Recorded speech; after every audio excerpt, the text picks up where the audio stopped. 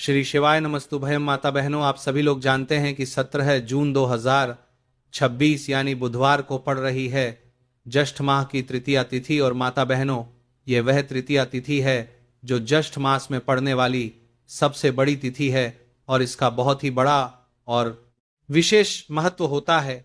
अगर कभी भी मौका लग जाए तो आप लोगों को कील और लहसुन लेकर बहुत छोटा सा उपाय करना है। इन दोनों का संयोग बहुत ही कम आता है क्योंकि ऐसा दिन पूरे साल में सिर्फ एक ही बार आता है।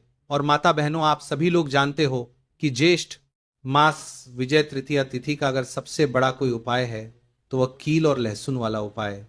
तो माता बहनों, जिन लोगों ने इस उपाय को ना किया हो, मतलब पूरा साल निकल गया, उन्होंने किसी भी दिन इस कील और लहसुन वाला उपाय को ना किया हो, पर माता बहनों आपके पास एक आखिरी मौका बचा हुआ जो कि 17 जून 2026 ज्येष्ठ तृतीया तिथि व्रत के दिन है। तो इस दिन आप लोगों को इस वाले उपाय को जरूर कर लेना है।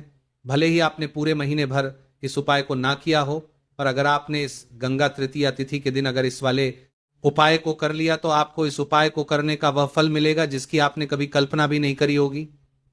इसीलिए आप लोग इस वाले उपाय को एक बार जरूर कर लेना है ताकि आप लोगों के हाथ से यह मौका ना जा सके और आपको इस उपाय को करने का फल मिल सके। माता बहनों, इस उपाय को आज हम आपको बहुत अच्छे से समझाने वाले हैं। इस वीडियो को देखने के बाद इस उपाय को समझने के लिए आपको कोई और वीडियो को देखने की जरूरत नहीं पड़ेगी। तो चलिए उपाय को शुरू करते हैं। देखिए, इस ज्येष्ठ मास तृतीया तिथि के दिन यह इतना खास होता है, इतना महत्वपूर्ण होता है। देखा गया है कभी कभी बड़े बड़े पूजा पाठ अनुष्ठान से जो मनोकामना पूर्ण नहीं होते, वह ज्येष्ठ तृतीया तिथि के दिन एक छोटे से उपाय करने से ही आपकी मनोकामना पूर्ण हो जाती है। और बहुत सारे लोगों ने इस उपाय को किया भी है और उनको इस उपाय को करने का फल भी जरूर मिला है। अगर आप लोग भी इस उपाय को करना चाहते हैं तो आप इस उपाय को पहले अच्छे से समझ लेना, सुन लेना, उसके बाद करना। आपको इस उपाय का फल जरूर मिलेगा। और इस उपाय को कर लेने से आपके घर में चाहे किसी भी प्रकार की दुख और समस्या क्यों ना चल रही हो, आपको उसका कारण भी नहीं पता है कि भाई यह समस्या किस कारण से चल रही है, उसका कुछ भी कारण हो सकता है। जैसे पितृदोष हो सकता है या किसी भी तरह का मंगल दोष भी हो सकता है। तो इस दिन आप लोगों को ये वाला उपाय जरूर कर लेना है। ये एक ऐसा उपाय है जिस उपाय को अगर किसी विशेष दिन पर किया जाए तो भाई उस विशेष दिन का जो है वो तो हमें मिलता ही मिलता है, पर हमने उस दिन पर इस उपाय को किया है तो हमें उससे भी बड़ा फल मिलता है। और फल बहुत जल्दी मिलता है क्योंकि आप इस उपाय को बहुत ही बड़े और विशेष दिन पर कर रहे हो।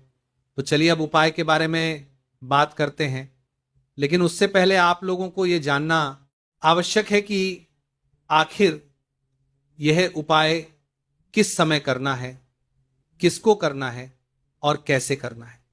तो चलिए हम आगे आपको वीडियो में एक एक करके बता देते हैं। लेकिन उससे पहले अगर आप लोग हमारे चैनल पर पहली बार आए हैं या फिर मेरी आवाज़ आज पहली बार सुन रहे हैं तो हमारे चैनल को सब्सक्राइब जरूर कर लेना और इसके बाद वीडियो को लाइक करके कमेंट बॉक्स में श्री शिवाय नमस्तुभय ओम नमः शिवाय जरूर टाइप कर देना।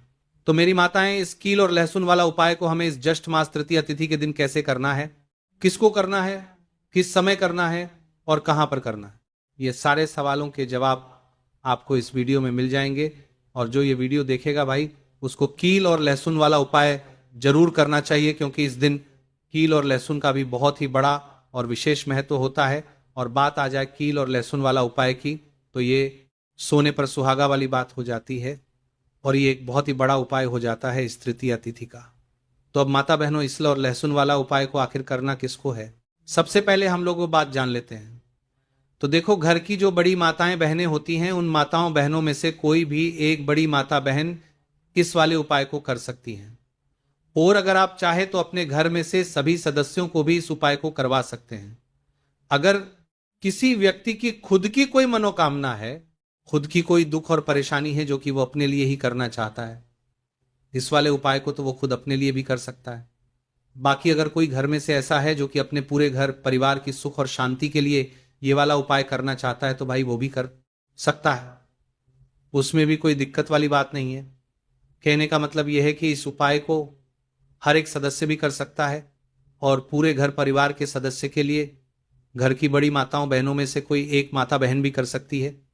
माताएं बहनें अगर घर में उपस्थित ना हो या ये वाला उपाय ना कर पा रही हो तो फिर घर का कोई बड़ा सदस्य भी इस कील और लहसुन वाला उपाय को कर सकता है, चाहे फिर वो पुरुष ही क्यों ना हो, उसमें कोई भी दिक्कत वाली बात नहीं है। उसके बाद में दोस्तों जो अगला प्रश्न निकल कर आता है वो ये आता है इस उपाय को लेकर कि आखिर इस उपाय को हमें किस समय करना है, सुबह के समय करना है कि शाम के समय करना है। तो देखो इस वाले उपाय को आप लोग सुबह के समय ये भी कर सकते हो और शाम के समय प्रदोष काल में भी कर सकते हो। अब अगर आप पूछो कि गुरुजी सबसे उत्तम समय कौन रहेगा इस कील और लहसुन वाला उपाय को करने का, तो हम आपसे बस यही कहेंगे कि इस उपाय को आप सुबह के समय करेंगे तो ज्यादा बेहतर होगा।